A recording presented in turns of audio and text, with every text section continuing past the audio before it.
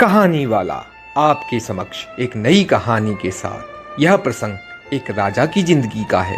उसका नाम था राजा पीपा। उसने दुनिया में जो कुछ इंसान पाना चाहता है वह सब कुछ पाया था। महल, हीरे जवाहरात, नौकर चाकर सब उसका आदेश मानते थे। इतना सब कुछ होने के बावजूद भी अचानक एक दिन राजा को लगा कि कुछ कमी है, ऐसा कुछ है जो नहीं है।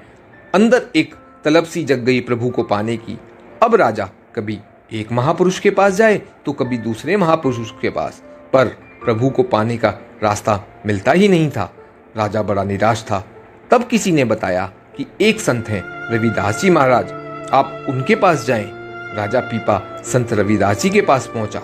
वहां देखा कि वह एक छोटी सी झोपड़ी में रहते हैं। गरीबी है, उस झोपड़ी में तो कुछ है ही नहीं। राजा को लगा यह तो खुद झोपड़ी में जी रहे हैं, यहाँ पर मुझे क्या मिलेगा।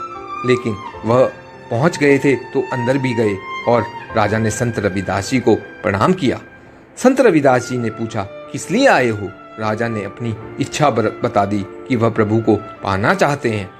उस समय संत रविदास महाराज एक कटोरे में चमड़ा भिगो रहे थे मुलायम करने के लिए। तो उन्होंने कहा, ठीक है, अभी आप बाहर से आए हो, थके होंगे, प्यास लगी होगी, तो यह जल पियो। कहकर वह चमड़े वाला कटोरा राजा की ओर बढ़ा दिया। राजा ने सोचा, ये क्या कर दिया, कटोरे में पानी है, उसमें चमड़ा डला हुआ है, वह गंदगी से भरा हुआ है, उसको मैं कैसे पी लूं। फिर लगा कि अब यहाँ आया हूँ, सामने बैठा हूँ, तो इन संत का आग्रह कैसे ठुकराऊं। उस समय झोपड़ी में काफी अंधेरा था। सो राजा ने मुंह से लगाकर सारा पानी अपने कपड़ों पर उड़ेल दिया और पानी पिए बगैर वहां से चला आया। वापस आकर उसने कपड़े उतारे, धोबी को बुलाया और उसको कहा, इसको धो दो। धोबी ने वह कपड़े अपनी लड़की को धोने के लिए दे दिए। लड़की ने ज्यों-ज्यों कपड़े धोए, उस पर प्रभु का रंग चढ़ना शुरू हो गया और वह भजन कीर्तन करने लगी। आसपास के लोग भी उसके पास आकर प्रभु का भजन सिमरन करने लगे और नाचने लगे। धोबी की लड़की बड़ी मशहूर भक्तन हो गई। अब धीरे धीरे खबर राजा के पास पहुंची। राजा भी उससे मिलने आया, बोला कि मेरी भी कुछ मदद कर दो। धोबी की लड़की ने बताया कि जो कपड़ा आपने मुझे भेजा था, मैं तो उसी को साफ कर रही थी और तभी से मुझे लौ लग गई।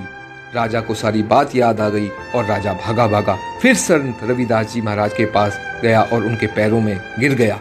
फिर रविदास महाराज जी ने उसको नाम की देन दी। जब तक इंसान अकिंचन न बन जाए, छोटे से भी छोटा, तुच्छ से भी तुच्छ ना हो जाए, तब तक नम्रता नहीं आती, और जब तक विनम्र ना हो जाए प्रभु नहीं मिल सकते। प्रभु को पाना है तो प्रेम की गली में से गुजरना है, और प्रेम की गली इतनी पतली है कि उसमें दो लोग चल ही नहीं सकते, हमें एक होना ही पड़ेगा। जय जय श्री राधे। फिर मिलेंगे एक नई कहानी के साथ।